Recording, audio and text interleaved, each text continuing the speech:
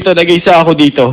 Naku, parehas naman tayo eh. Wala, nag-iisa lang ako. Eh, taga dito ka naman eh. So, may family ka dito. Ako, wala. Ay, hindi. Hindi ako taga rito. Ibang planeta. Okay! Eto, sikat na sikat mga pamilya. Alam niyo ba, nung una lumabas to dito na Pukyaw, napaka-stand SRO ang show niya sa Metro Bar. Ganun katindi, tama ba yan? Apa, nagpapasalamat ako sa Wawawi. Wow, talaga. Ano Ayan. ka ngayon? Hindi ka Pukyaw. Ano ka ngayon? Aspu. Aspo na may nararamdaman pa rin. Ano nararamdaman mo? Ano nararamdaman mo? Tao ka pala, tao. Oo, na masaya pala. Ito, maganda. Alam niyo, hindi niyo napapansin. Si Puho, may dinadala to eh. Puho, ito rin, sabihin mo sa kanila. Ito na yung pagkakataon, Puho.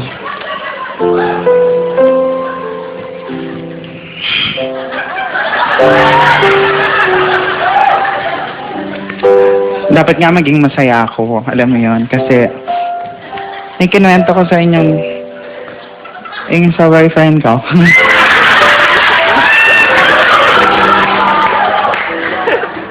Magkabalikan na kami.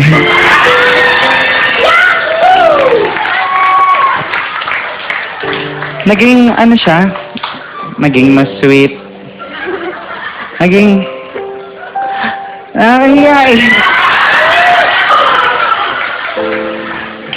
Ang dami niyang, alam mo yan, naging matulungin na siya lalo ngayon. Nagbaga na siya. Kasi yung kapitbahay namin may poso. Mag-iigib kami, dalawa kami.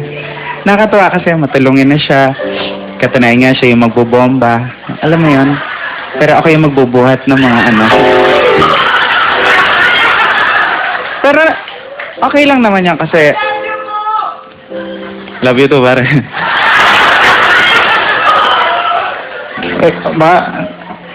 Masaya kasi kung noon pork chop, ketchup yung kinakain ko. Ngayon masaya na kasi beef steak na siya. Barbecue steak nga lang sa akin. Sabi niya maganda raw yan, may pagkain ka na may toothpick ka pa. Mahirap lang kasi puro sa lubsob ang nararamdaman ko. Pero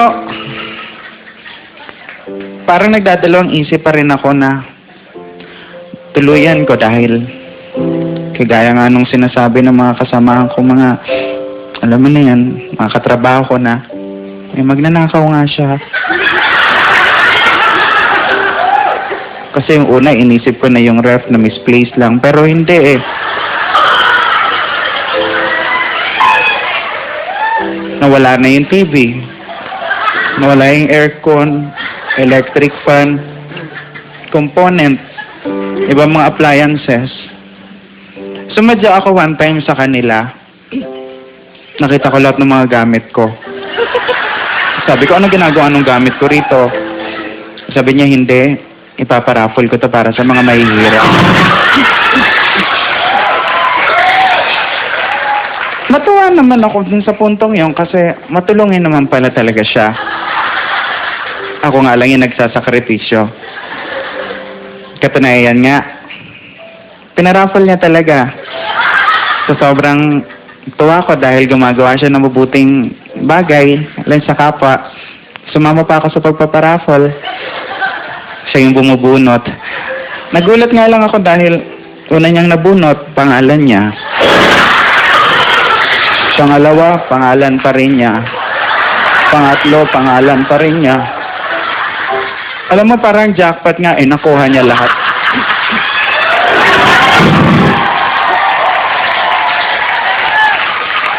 Okay. Hindi ko naman makuha ang umangal kasi valid kasi may DTI representative. At yun yung nanay niya. Kaya sabi ko, naghiwalay na tayo. Ulit. Hindi ko na kaya ang mga ginagawa mo sa akin. Sabi niya okay lang kasi ready na raw siya. Kasi kahit iwalayan ko siya, may trabaho na siyang nakita. May nakita na siya. Isang salon. Kaya pala iba yung naramdaman ko. Baklala rin ang loko. Boom! Ladies and gentlemen!